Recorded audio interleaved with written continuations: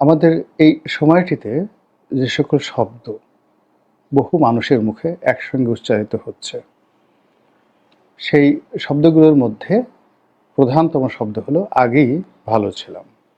বক্তব্যটি রাজনৈতিক। বর্তমানে ডক্টর মোহাম্মদ ইউনূসের নেতৃত্বাধীন যে অন্তর্বর্তীকালীন সরকারের শাসন ব্যবস্থা চলছে, এই শাসন ব্যবস্থাকে কেন্দ্র করে মানুষের আশা এবং আকাঙ্ক্ষার আত্মাহুতি। দ্বিতীয়ত, মানুষের জীবনে প্রতিদিন যে দুর্বিষহ যাতনা, নির্যাতন, এগুলো সব ফুটে উঠেছে, ফুল ফোটাচ্ছে, কিংবা যেভাবে বোঝা হয়ে মাথার উপর চেপে বসেছে। তার ফলে মানুষ আর্তনাদের স্বরে চিৎকার করে বলার চেষ্টা বলছেন যে আগেই ভালো ছিলাম। এখানে আগে ভালো ছিলাম বলতে শেখ হাসিনার যে জমানা, সেই পুরো জমানাটার সার্বিক সব কিছু তারা বুঝাচ্ছে না।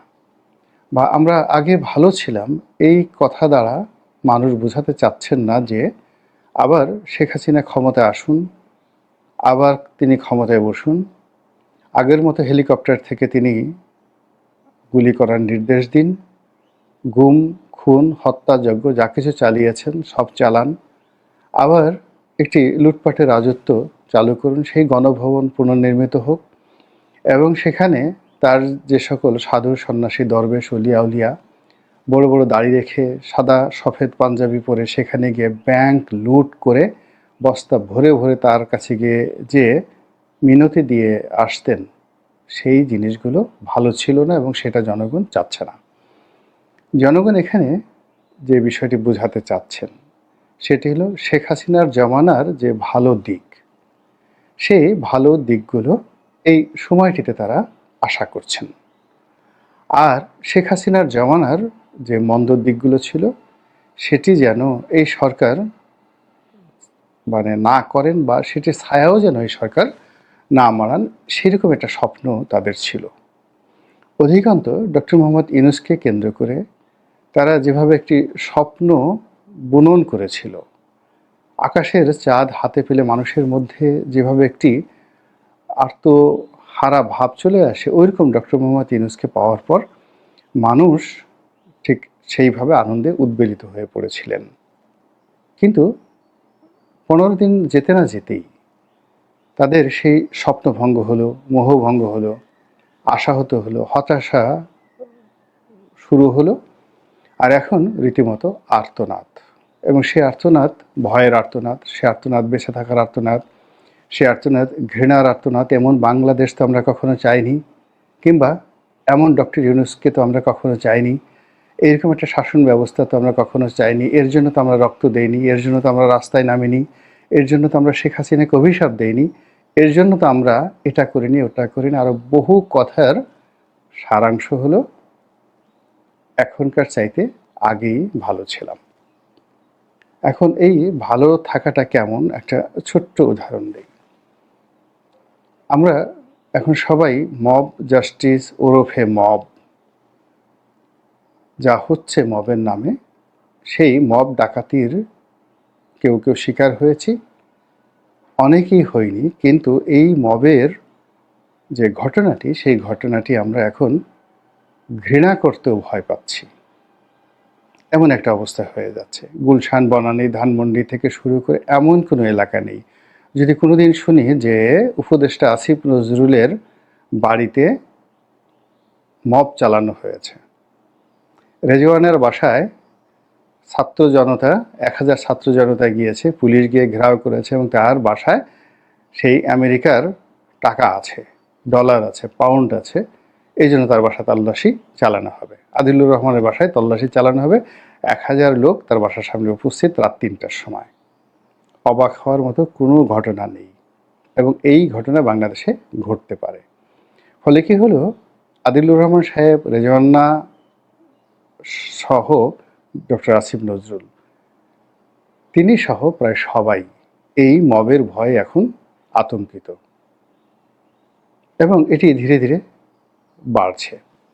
সরকারের অনেক উপদেষ্টা প্রকাশ্যেই বলার চেষ্টা করছেন যে আমরা এখন আর এই মব জাস্টিস মেনে নেব না, কঠোর হব। কিন্তু কঠোর হওয়া তো দূরের কথা, ডে বাই ডে এটি আরও মানে কি বলবো ম্যাটিকুলাসলি বেড়ে যাচ্ছে।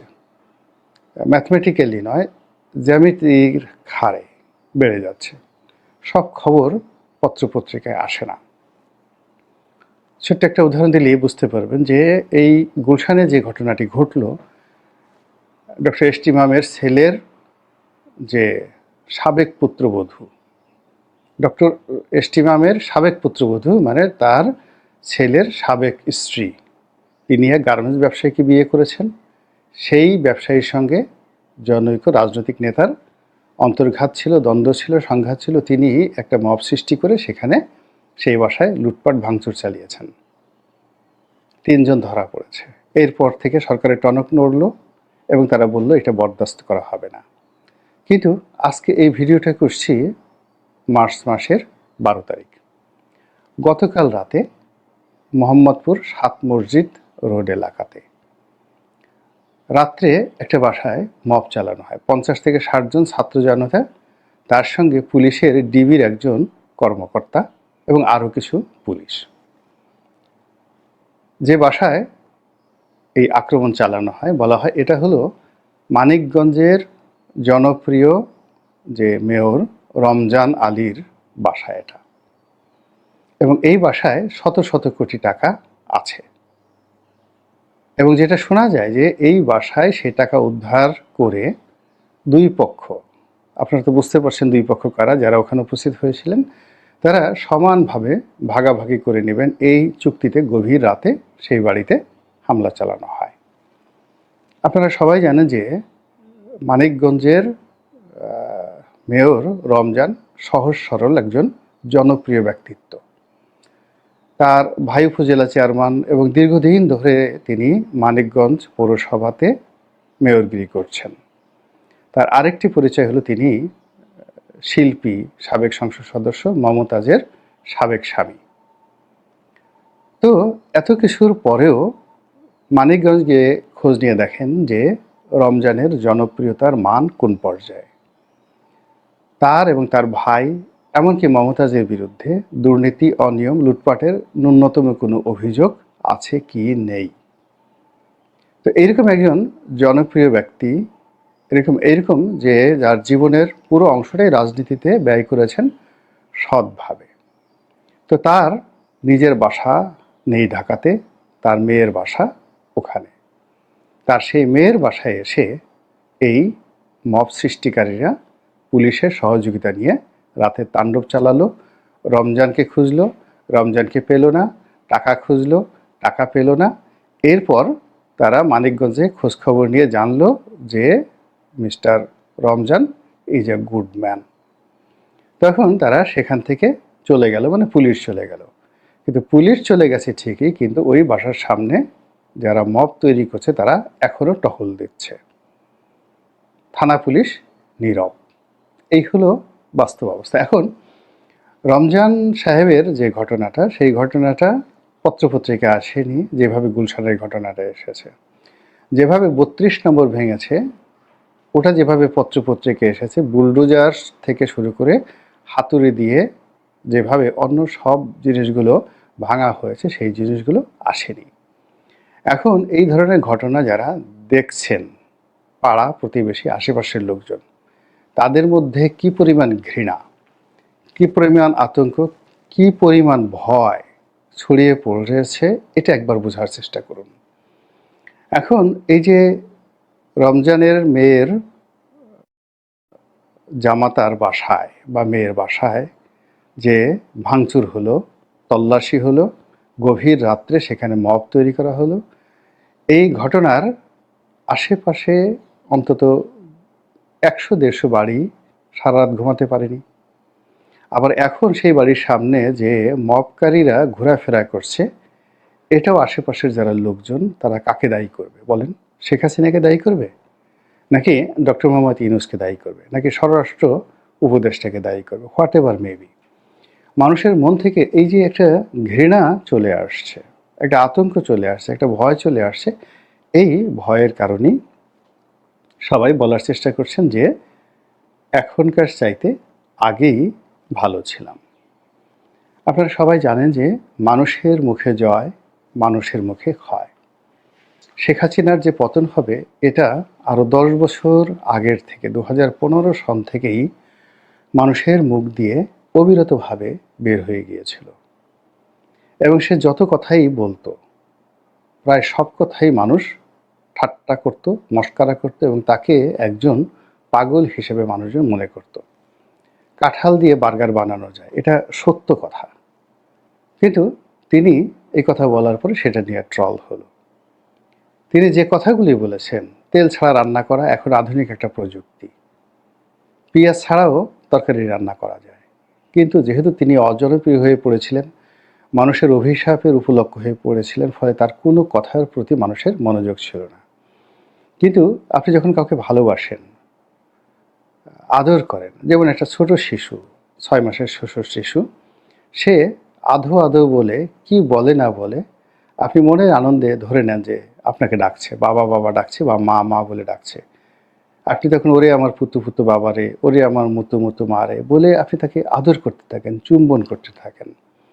এই হলো ভালোবাসা। তো ডক্টর মোহাম্মদ ইউনূসকে না বুঝে আমরা একটা সময় এরকম পুতু পুতু, ওলে বাবা, ওলে সোনা, ওলে জাদু, এইভাবে আমরা তাকে আদর যত্ন করেছি।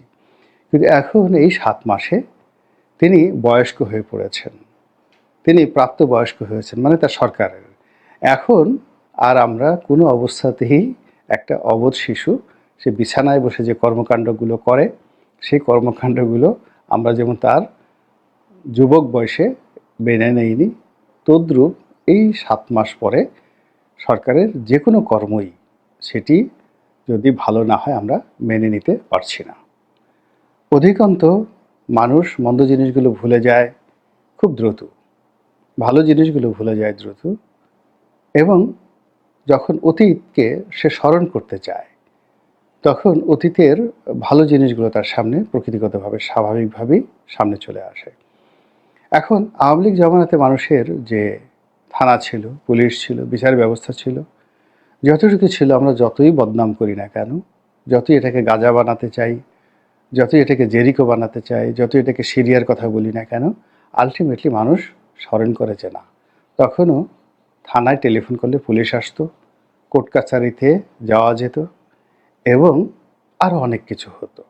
এমনকি কোনো একটা সমস্যা হলে আওয়ামী লীগের কোনো নেতাকে ধরলে, পাতি নেতাকে ধরলে সমস্যাটা সমাধান হয়ে যেত।